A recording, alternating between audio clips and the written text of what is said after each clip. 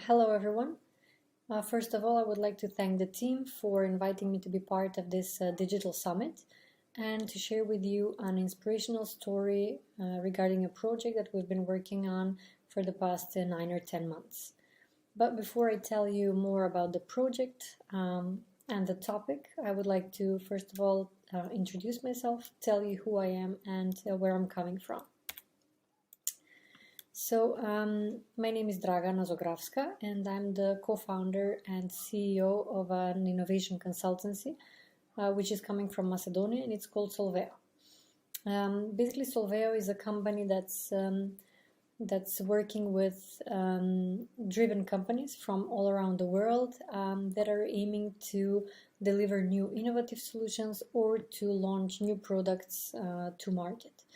We've been working already for 6 years, and we're working with both with startups, with larger companies, NGOs, etc., and we're working in multiple industries.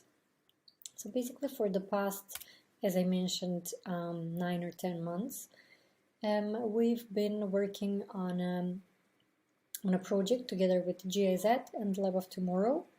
Which was tackling the challenge of increasing trust in e-commerce in Southeastern European region. Basically, the project is really focusing on the 7 countries that are belonging in the CEFTA trade agreement, and the aim is to really find innovative and business solutions that will increase the trust in e-commerce and will kind of bring e-commerce to a whole new level on a regional level rather than local. So basically, this is a Lab of Tomorrow project, and I'm not sure if all of you know exactly what the Lab of Tomorrow is, but basically the Lab of Tomorrow is a very unique open innovation process that turns development challenges into business opportunities. The Lab of Tomorrow actually is a GIZ initiative, and it basically it works on major developmental challenges all around the world, and it's aiming to really deliver business solutions that will tackle some of the major developmental challenges in some of the developing countries in the world. So the Lab of Tomorrow is really focusing on 3 core values and 3 core very innovative methodologies, which are co-creation, open innovation, and design thinking. And through these 3 innovative methodologies, it's aiming to really bring together multiple stakeholders within one industry and within either one country or one region, but really aiming to bring them together and to help them foster innovative solutions that will actually become business solutions that will tackle some of the major development challenges worldwide. So basically, how the process works. The process is quite complex, but it's very innovative, and it gives really good results. Basically, it follows 3 major phases. So the first phase is the understand phase, which actually lasts for about 4 or 5 months, where we actually our team, we as an implementing partner of this project, we actually we were diving very deep into understanding the main root causes of the trust issues. So we really did a lot of qualitative research. We did a lot of workshops, talking to many stakeholders in the region to really understand, where this trust issue comes from, why it is there, what causes it. We were understanding, human behavior. Why people are making purchase decisions, it's really about psychology. We would also identify the major stakeholders that could potentially solve these challenges. And because trust is a quite broad topic. The main aim was actually to try to split it into several narrow categories that would actually be kind of sub-challenges where we would be looking for the different business solutions that are, of course, aiming to solve the big issue of trust. So once we had kind of really understood, the root causes of the root causes of the issue of trust, we had identified 4 major sub-challenges. We had identified all the stakeholders. Then we went into the second phase, which was the innovate.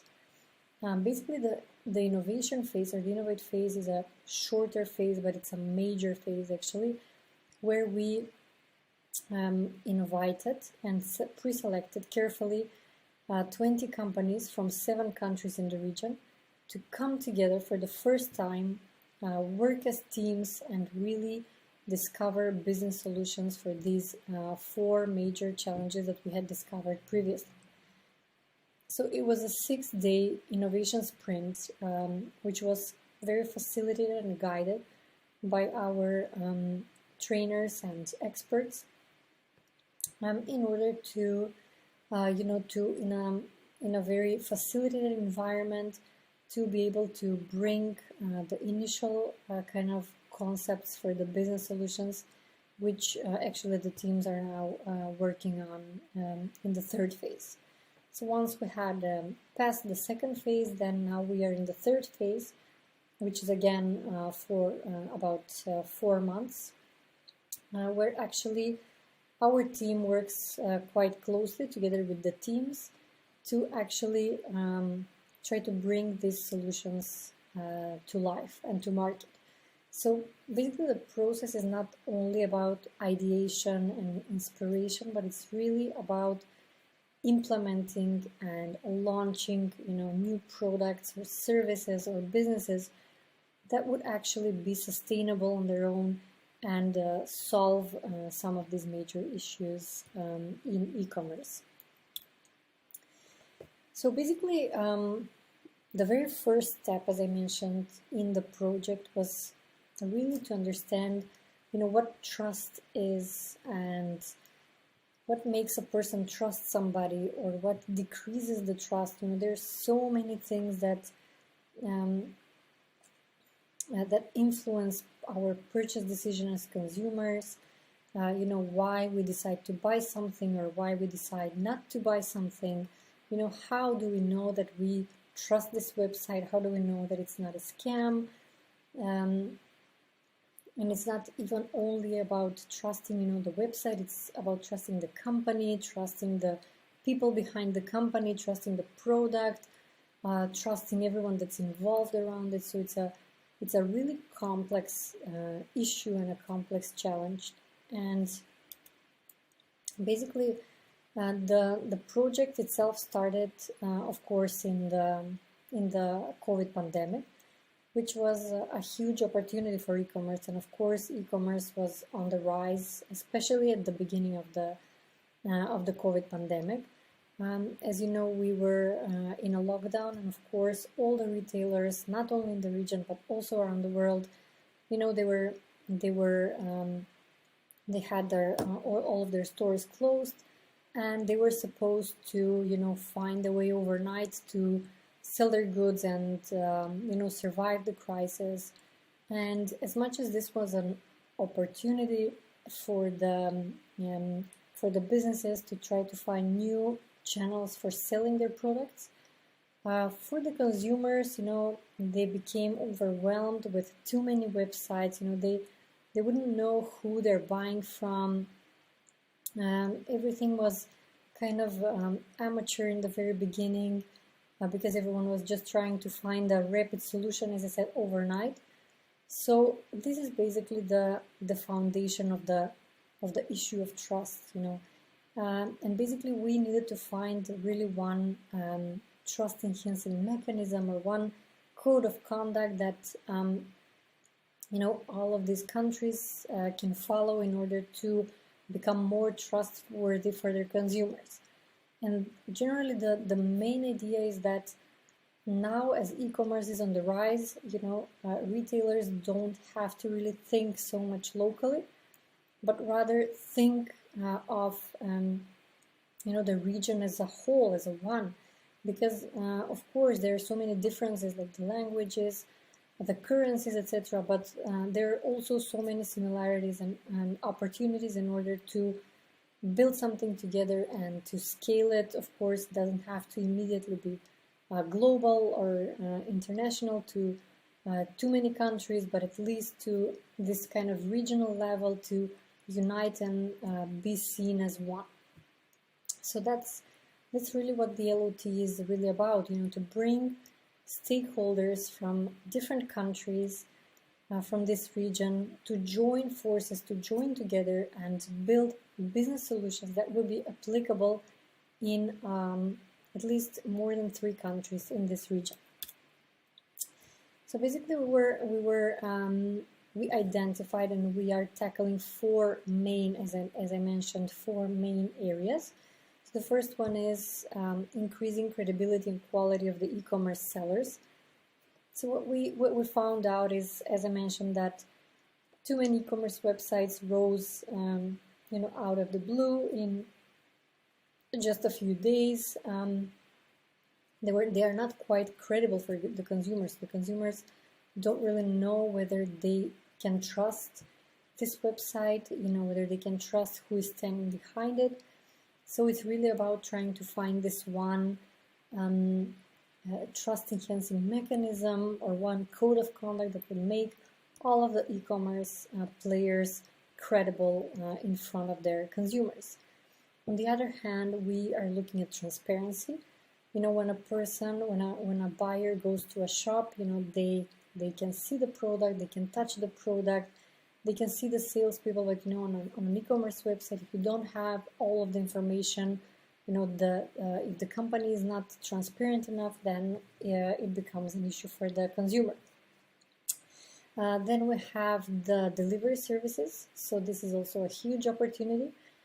And requires a huge improvement in the efficiency and reliability of last-mile delivery services, and of course the possibility to sell goods cross-border.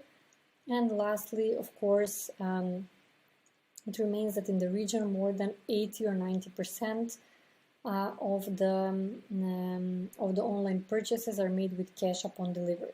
So we are really looking for a way to increase consumer trust in online payments.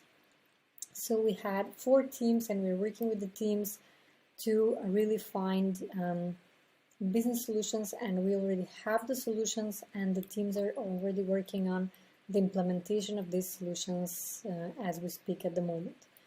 The teams have about a month and a half more to work on their solutions, and the second week of November they are actually pitching their solutions, and we are really eager to see to what point they will get until the end of our incubation phase. So lastly, I would just like to say to anyone who might come across a Lab of Tomorrow project, it doesn't matter to what topic it's concerning. If you feel that you might have the drive, if you feel that you have an entrepreneurial spirit, I would really encourage you to take part and join, because it's an amazing initiative. So very briefly, of course, everything that we did was online, so this is just a sneak peek of how we did our work together with the participants, and hopefully that we can also meet with them in person soon, and once we see these products to life. So thank you once again for this opportunity, and I hope that you enjoyed this talk. Thank you. Bye.